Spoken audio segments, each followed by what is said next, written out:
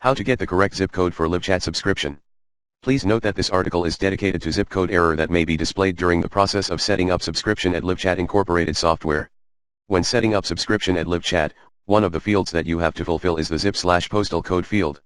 It may happen that, after updating your billing information, you will receive the error notification stating that your zip is invalid. This error occurs when the zip that you have provided is not the same as the zip code assigned to your credit card. The most likely reason for this situation is that the zip code of your credit card matches the code of another area, for example the area of your bank. The best way for you to get the correct zip code is to contact the bank that has issued the credit card for you. Your bank should provide you with this information on the spot. Also, if you have any bills or documents on which you can find your credit card's info, you can use the zip provided there as well. Hopefully you have found this article helpful, but if you have any additional questions, feel free to start a chat with us. We are available 24/7/365. Hit https://lc.chat/664k and get yourself started with LiveChat.